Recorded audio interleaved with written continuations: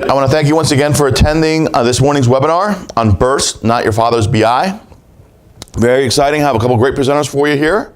Thank you very much. And with that, I give you Beau and Richard. All right. Thanks, Keith. Good morning. Welcome to Birst, Not Your Father's BI. We are RPI Consultants, a nationwide practice of Infor software and business process experts, ready and excited to bring your BI dreams to life. BI enthusiasts. Yeah.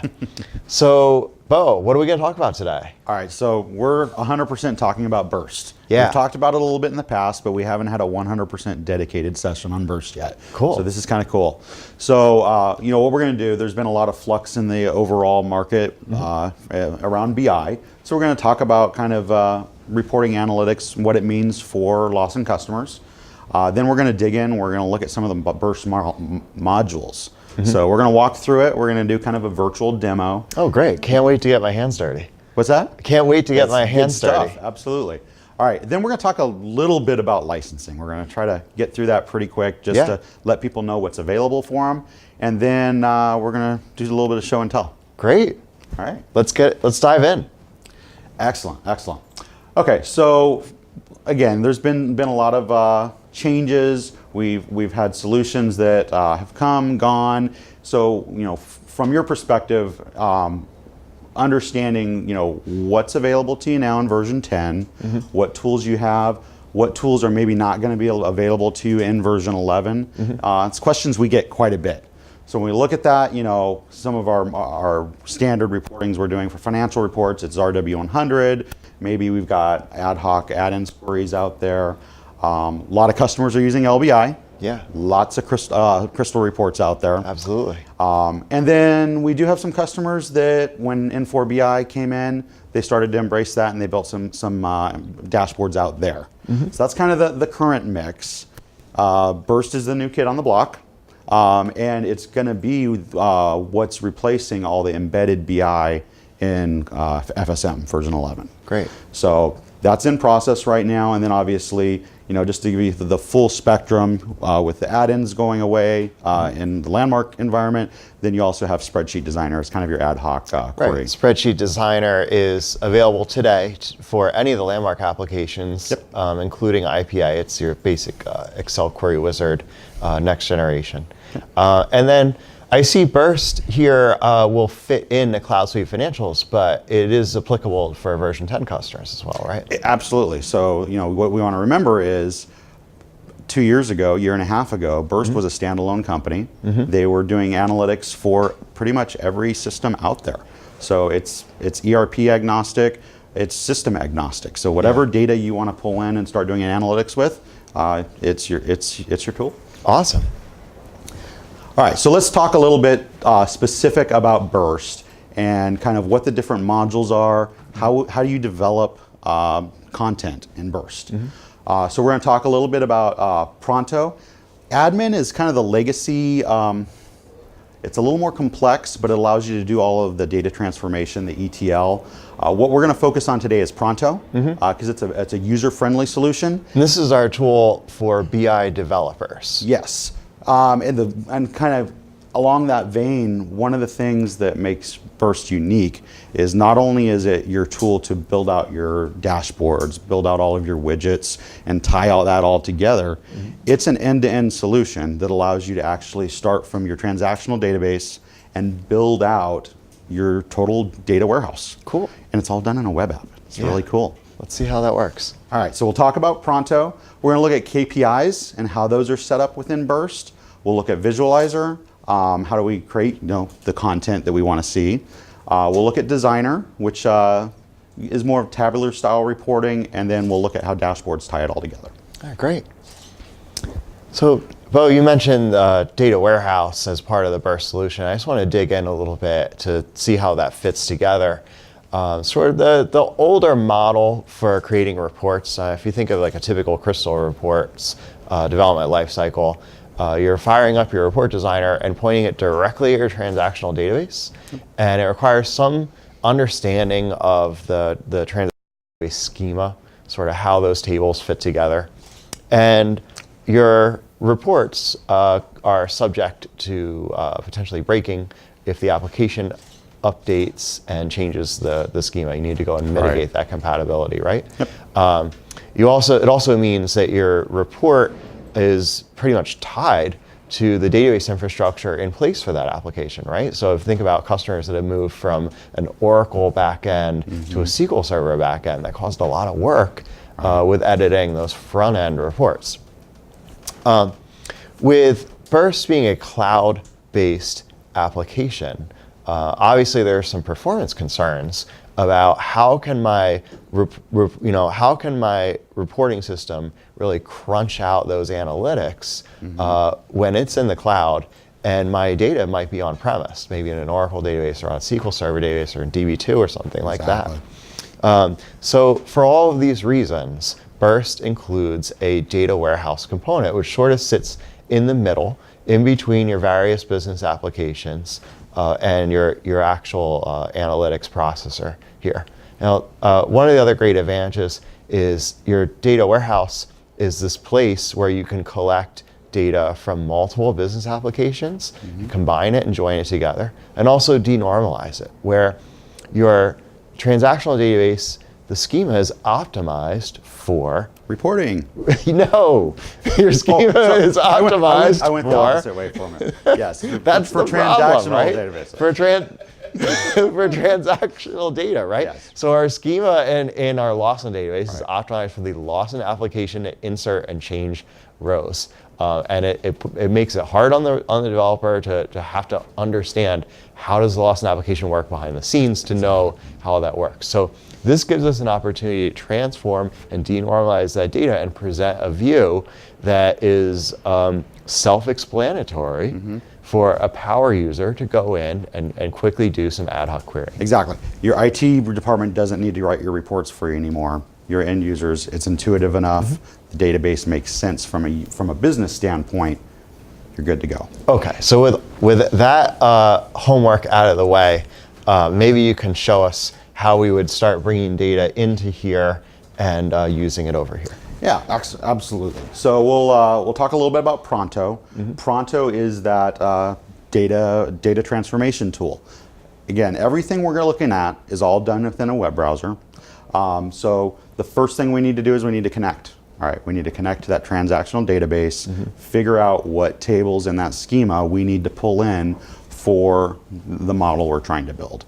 From there, we're going to do some transformations. So we talked about denormalizing the data. You know, we've got the Lawson database with all of these 8 or 9 tables that if you want to get at details for a PO line that you're joining in and doing all this, let's bring that all into one data source for the reporting.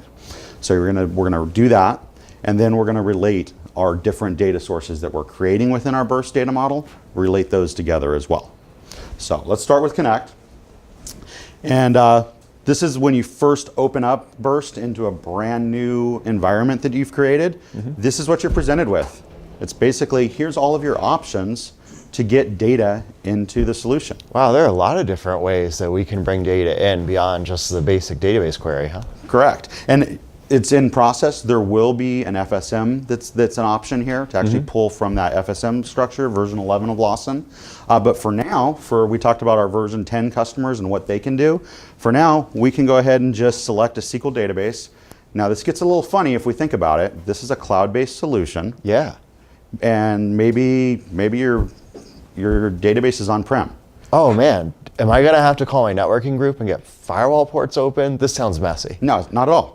So what we do, Birst uses a agent, which is just a tiny little Java program. It runs as a command prompt. Yeah. And it runs on a system behind your firewall. Any system that has access to the database that you're trying to access.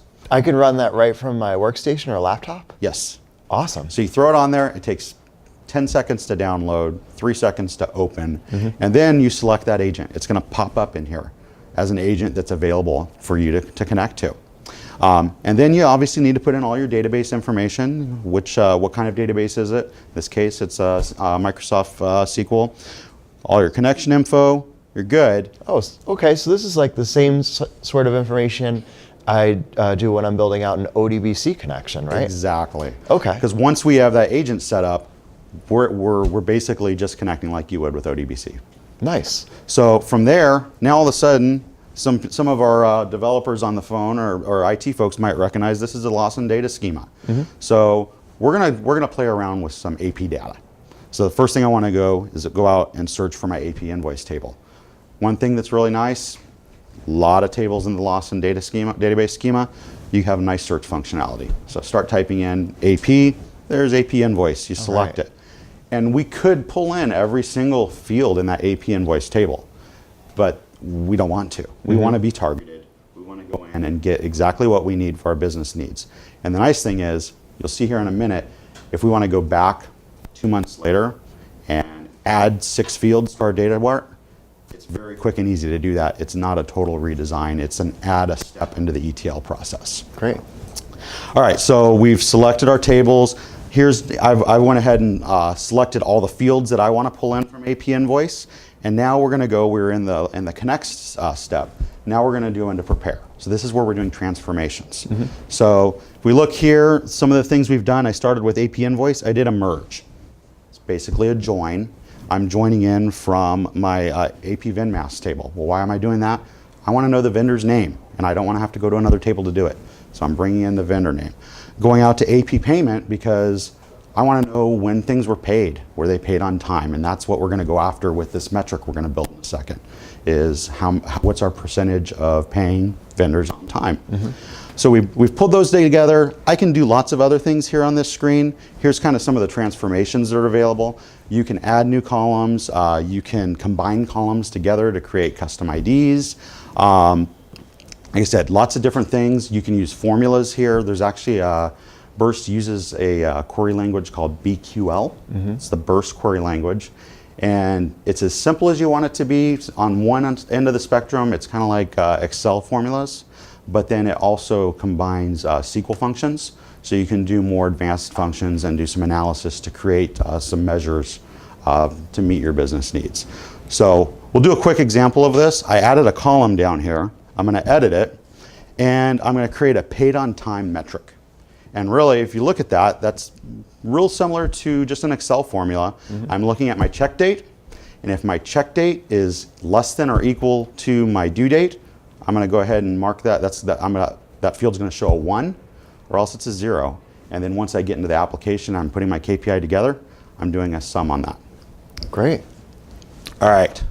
So the last step in the Pronto tool and kind of putting together our very simple data model is, I think down the road I also want some purchase order information. I want a separate table for that though. So I did my connect step and my prepare step for both of these sources, and then I've related them together. Again, we're just joining, and we can say we want to do an inner join. We want all records from this table and just the matching from the other. Same thing you'd do in a regular, ETL process. Cool. So I think we just saw you build out your data warehouse model, right? This is a data warehouse model. Yeah, exactly. You've got 3 tables. You made some changes to make those tables more relevant to the data we're trying to pull off them. And then you can reuse this model for a bunch of different KPIs or reports that you might create off of this, right? Right, and so this might be something that one department builds out for their needs. And the other thing that I don't have a slide for, but if other departments find, hey, that's really cool, Birst has what's called Network BI, and you can share that space to others in your organization. And maybe you're in the finance department, you own the measures for finance. You're the source of truth on how to calculate those KPIs. But now you can share them out, and as supply chain or other groups want to bring in some of those KPIs that you've developed, they can take advantage of that and then build theirs out. Oh, nice. So everybody's working off the same rule set, right? Exactly. I don't have one group telling me it's paid on time if the check date is less than the due date, and another group telling me it's paid on time if the check date is less than or equal to the due date. You have a source of truth, and some of it's going to be, you're going to, as customers grow out their solution, there's going to be IT governed data. This is the stuff that is very crucial. Make sure that we have this down, it's documented, and that's going to be in an IT owned area. But you don't want to have to go to IT every time you need to do a new measure. So Right. this is where users can come in, grab the network BI where it makes sense, and do some of their own work as well. Perfect. All right. So here's a dashboard built out in Birst. And this is relative to kind of for particular vendors. What's their payment terms? So we have a KPI up here, percent paid on time, average days to pay, percent paid in full. But you'll notice these KPIs aren't just a number. There's actual actionable data that you can read into this. Yeah. A good dashboard is going to tell someone answers to the questions. You went to a dashboard for a reason. Right. Within about 10 seconds, you should be able to discern some kind of answers to your questions. And that's what these KPIs are all about. So not only do we have a number, but we've assigned a threshold.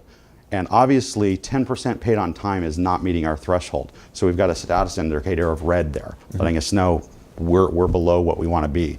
And then we also have a trend line. So we can see right at a glance, very easily within this KPI, how we've been performing on this, where we're performing right now, and then what the true percentage This is awesome. This really lets me put that number in context. Exactly. Now I understand. Are we meeting our expectations, or are we falling short?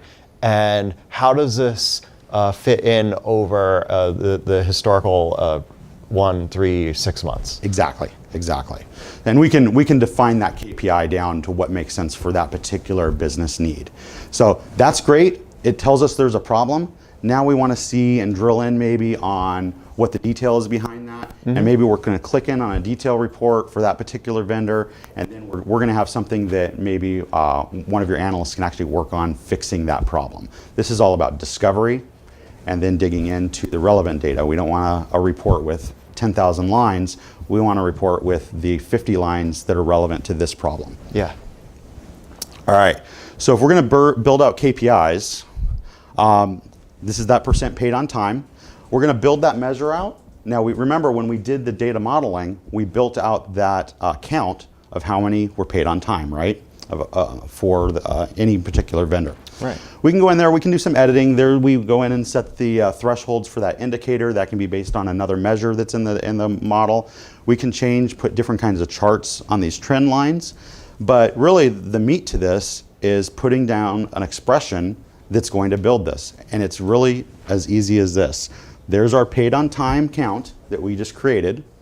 And then we're going to divide that by the total invoice count. And then when that's applied against a particular vendor, there's our KPI right there. That's simple. Wow.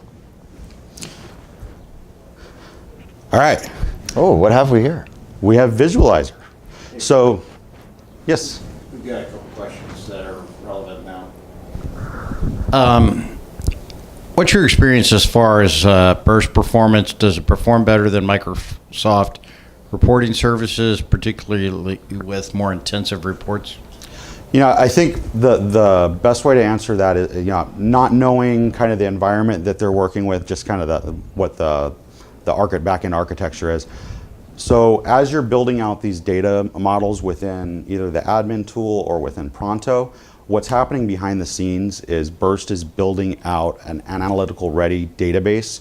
And they don't use cubes, they're using columnar databases, but they're optimized in a way that allows things to be queried very quickly with large amounts of data. That's kind of the whole purpose of this. Yeah. Does Birst migrate from version 10 to version 11? Again, better than Microsoft reporting services, which probably we don't know, but does it migrate? So, and you touched on this a little bit earlier in regards to... Most people use reporting services the same way that people use Crystal reports, and that is it's directly tied to the application's data model. The problem there is every time you upgrade the application, you need to go back and remediate compatibility reports.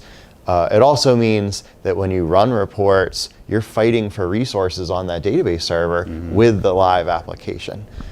So by separating my analytics system from my transactional system, I get some improvement in performance. I also get some protection against upgrades. So, you know, when I go to move from Loss in 10 to Cloud Suite Financials, I just need to make sure I'm bringing the equivalent data into my data warehouse model, and then my dashboards are essentially unchanged. at this Right. point. So everything that's in Birst really is to meet the business needs, right? So when you do that back-end change, and yes, database tables are going to change going from version 10 to 11. There's definitely is some work that needs to happen, but it's all in that ETL process. It's okay, what do we need to do to get the data into the model? We're not going to change the data model that we've built in Birst. Right, because an invoice is still an invoice, no matter what software it's processed in. Exactly. So that's where you design it to be generic to the business needs, not to how your transactional database is designed. Cool. Not to slow you down, we got a couple more we'll take real quickly. Birst have Lawson and non-Lawson data sources, correct? Absolutely. Okay. Yep. And can Birst be used with live data, or does it have to be data that's in the data warehouse? That's a great question. And so when we were on that Connect screen, I failed to talk about that.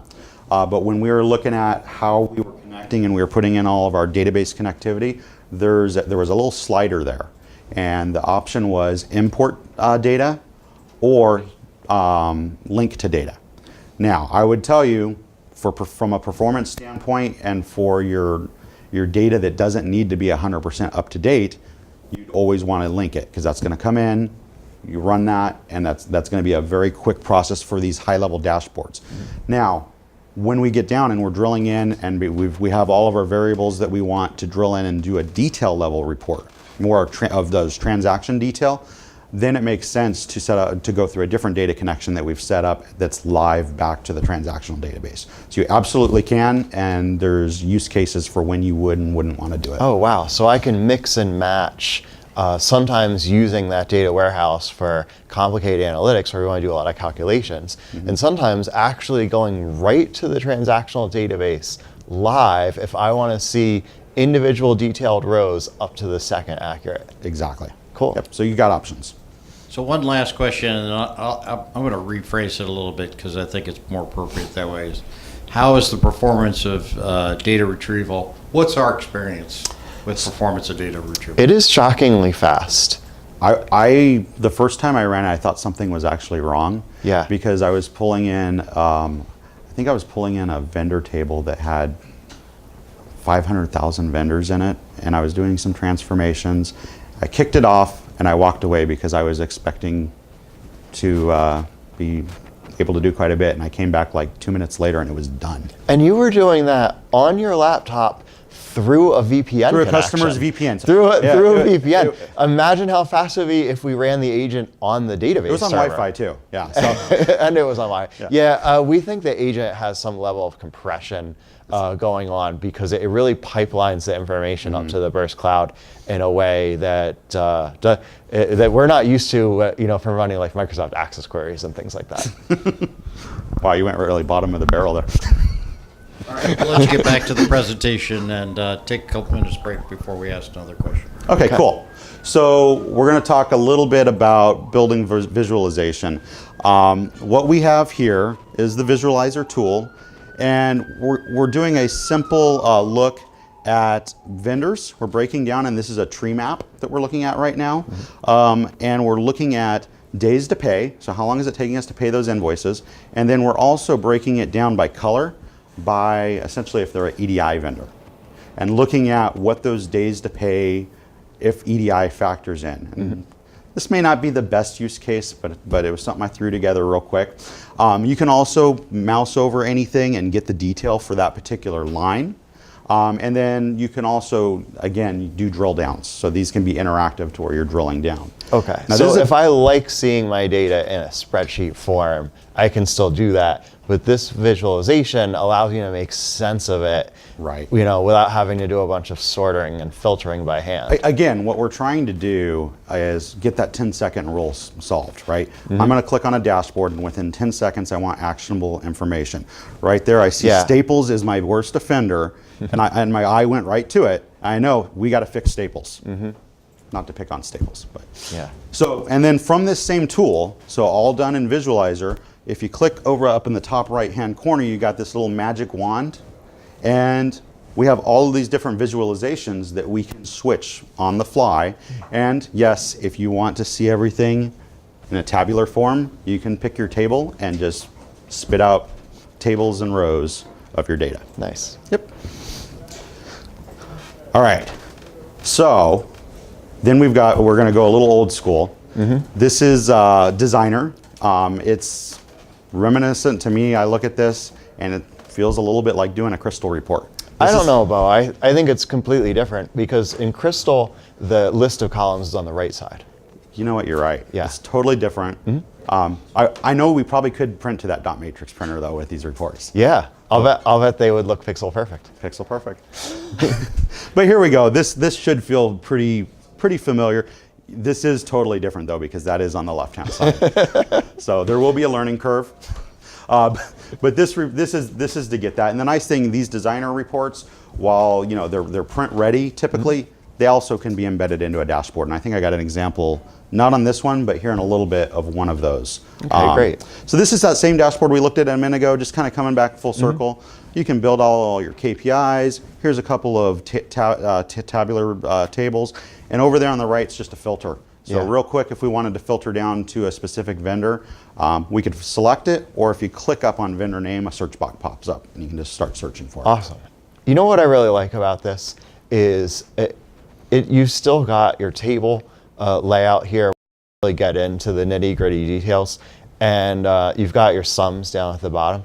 But look at this number here, percent paid in full, 78%. It's sort of buried down here in the summary. We've brought that out over here as well. Exactly. And it now, ties out. Exactly. It ties out. It's linked. And really within a few seconds of looking at this, I don't have to comprehend this table to understand that we're looking pretty good overall as far as percent paid in full. Yeah, it's green.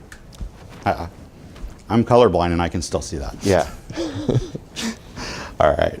So is my slide updating here?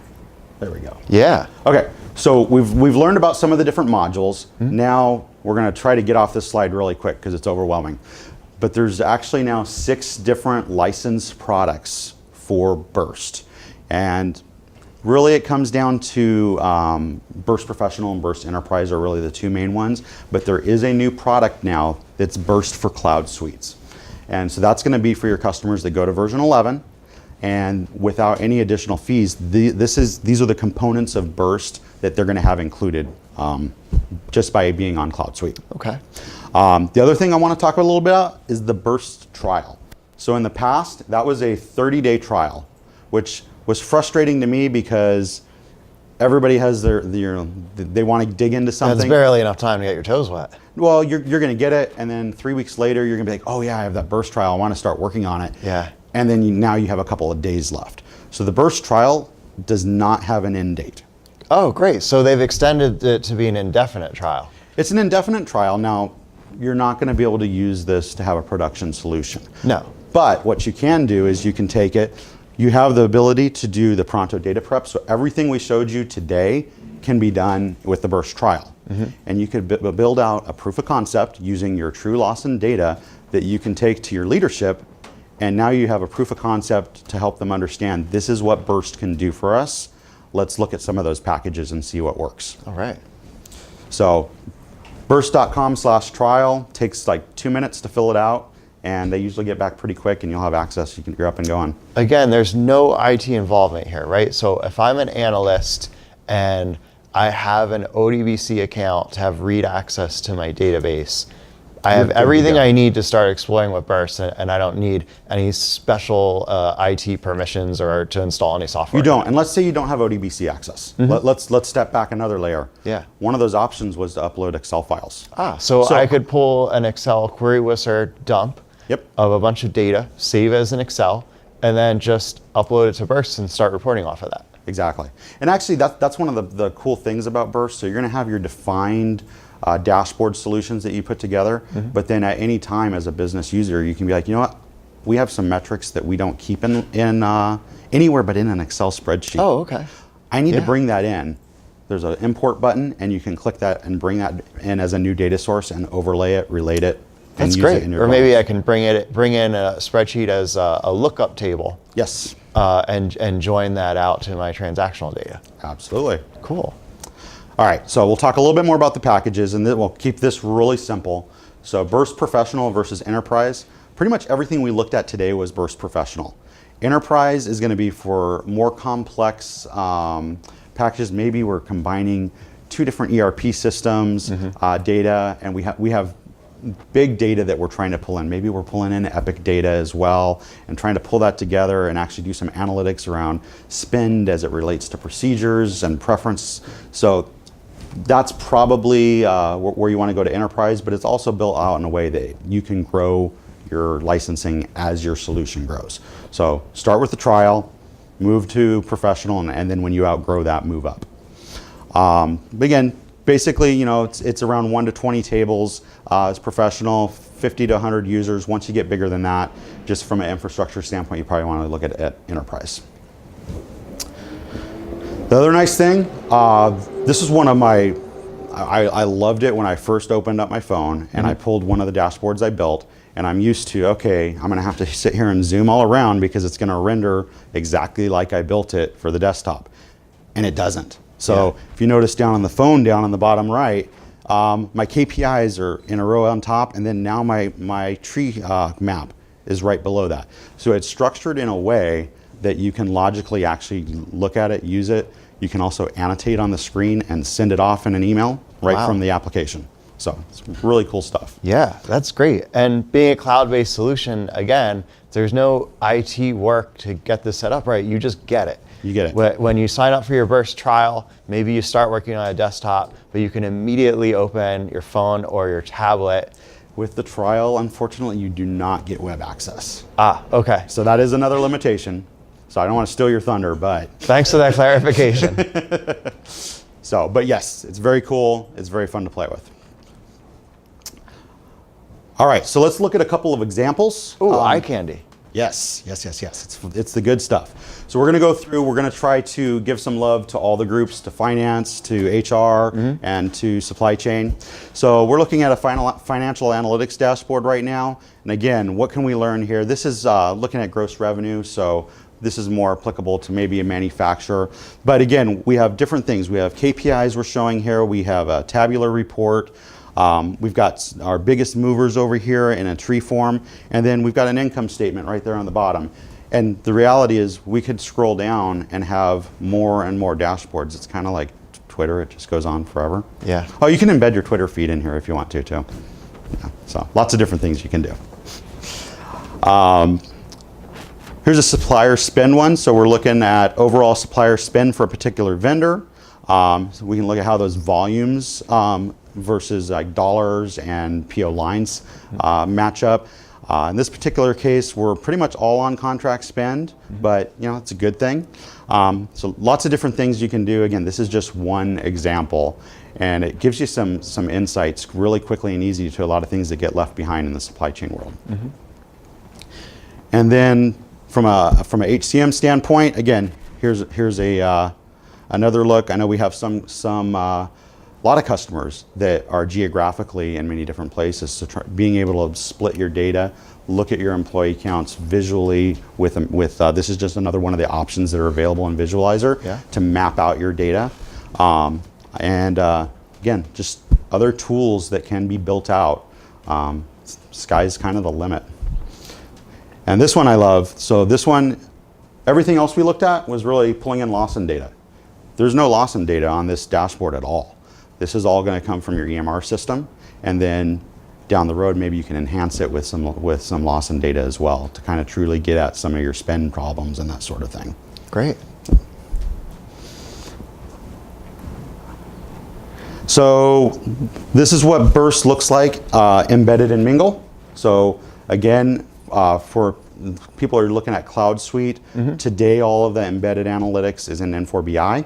That's getting ported over. So you're going to actually see Birst widgets within the Mingle solution. Yeah, this looks great. It's just a seamless part of the application. Absolutely.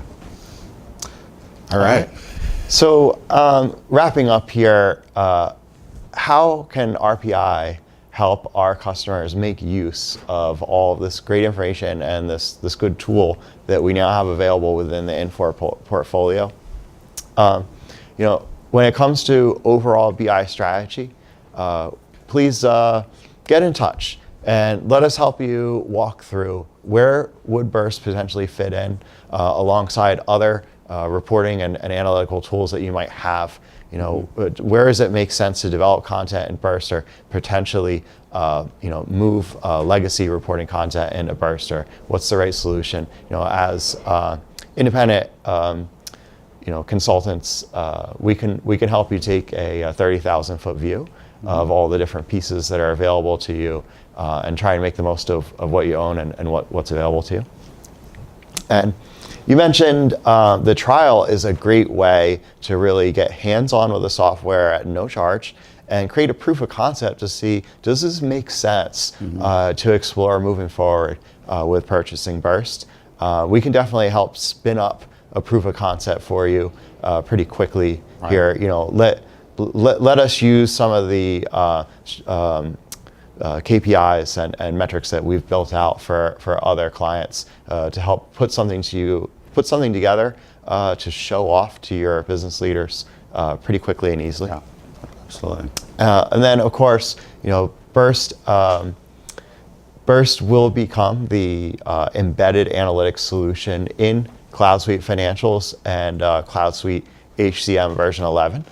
So we're happy to help talk about moving your legacy reporting needs forward.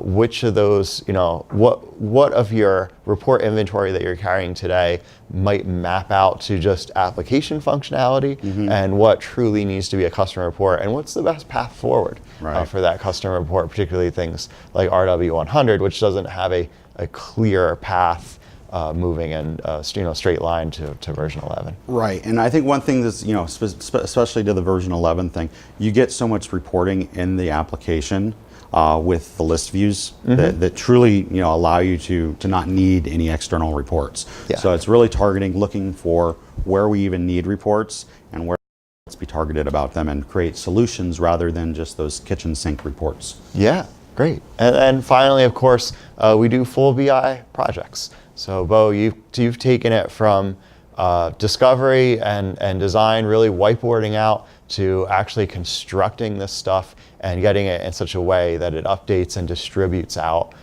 to staff. Yep, absolutely. Yeah, so happy to help spec out a BI project, and we can take that on our shoulders or empower you to help move forward with such an initiative. Absolutely. So do we have questions, Bill? We do if you're ready. I'm ready. Sure. Let's do it. Okay, we had a request, if you could, at the end, flip back to the version differences slide Okay. and show that while I ask the other questions. The version differences, was that the... The ones with the different versions. 6 columns. Yeah, it's the... You can probably get to it quicker than me, Logan, or... It's on me? Okay. Yeah, I'll get us back there. Okay, next question, Okay, while please. you're doing that, a couple others. So, do you need to have cubes to use Designer, or can you go against transactional tables? You can certainly use transactional tables, and within Birst, the database model that's built out by default actually isn't even a cube. It performs much like a cube, but it's a regular tabular database. Yeah. Shout out to Pramod. It's columnar. Yeah, it's columnar. Yes. A couple others. Is Birst only going to be accessible in Mingle 11, or are there Cloud Suite embedded analytics live data? Is Birst only going to be accessible in version 11, or are Cloud Suite analytics... sorry, can I get that again? We'll just start with one. Do you need Mingle 11 for Birst? Do you, Or Mingle 12? No, Mingle and Birst don't necessarily have a... Completely independent. They're. And Birst works with version 10? Yes. Birst works with version 10. Gotcha. Okay. The second part of that question is there's Cloud Suite embedded analytics. And that goes against the live data as well, right? In the cubes that are set up in like Cloud Suite. I think you're talking about the Infor self-service BI. So that's one area. Because right now it's not going against true live. You can refresh those cubes on a pretty frequent basis. So it may feel live. It's not 100% live in the current state. It's live-ish. I mean, Live-ish, from a business user's perspective, it's up to date and it's current. It's not like yesterday's data. Right, but it's not actually hitting the transactional database today. Yeah. Right. Okay. I see that Visualizer is missing from Cloud Suite included version. What will be missing because of that? So what this, I found that interesting as well. So what you're going to have access to, you do have access to dashboards. So when you go to build a dashboard, what you will be able to do is select from the visualizations that are built into the application. So you could build custom dashboards with those. And then you also get the designer to do those tabular type reports. Yeah. So let me see if I have this straight. Cloud Suite Financials ships with a whole bunch of widgets. Yes. Right? A whole bunch of KPIs and metrics and things that are relevant to Cloud Suite Financials. I can create a dashboard choosing from the existing library of widgets that's delivered. So I can lay out, pick and pull different KPIs, lay them out in a dashboard, customize that as much as I want. Right. But without the visualizer, I cannot create a brand new KPI. Right. That I need to pay for. And so that's where you'd be looking at going to Birst Professional, upgrading from that included license that comes with Cloud Suite. Good catch, though. Okay. I was told that I have to run a reset process to bring in current data. So when do you use links, or how does the data get refreshed? So it can be scheduled. You can refresh it ad hoc, or you can set schedules to do those refreshes. So what I would say is it depends on what the data is.